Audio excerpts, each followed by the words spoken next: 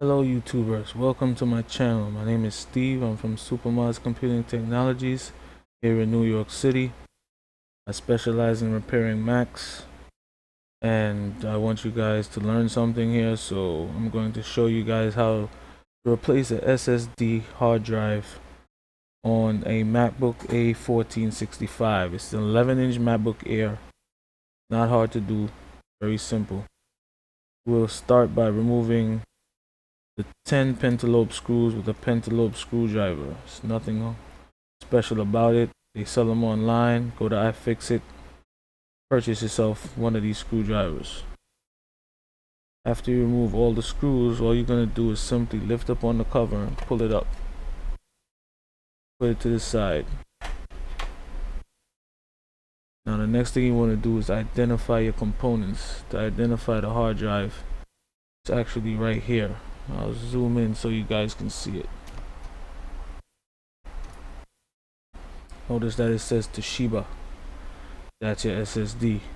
So there's a T5 Torx screw that holds this thing in place. So you will need a T5 Torx bit to remove this. Also, make sure you disconnect your battery. This is your complete battery assembly right here. Make sure you disconnect the battery cable because you don't want to work on these things without the battery disconnected. You might short something or spark something and then your computer's fried. And I will not be responsible if your computer dies on you. Second of all you're going to do is just remove this screw right here. Take it out and put it to the side. Gently raise the SSD drive up and pull it outward. Now it's completely removed. This is what it looks like. Now this particular model is 128 gig SSD, which is a lie because they're usually smaller than what Apple says they are. And that's it. So it's very simple.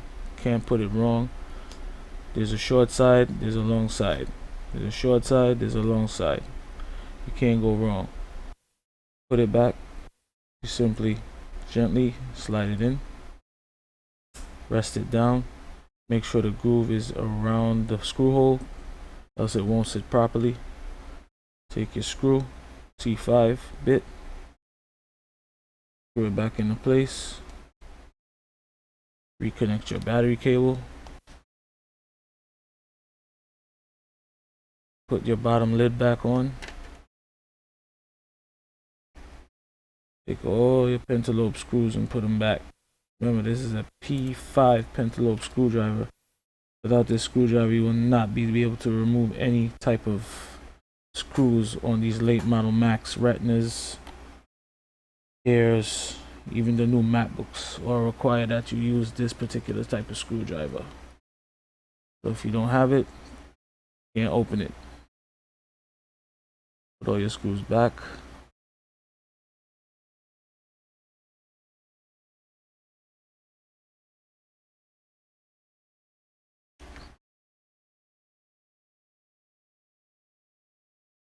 Once you finish putting them back in, that's it.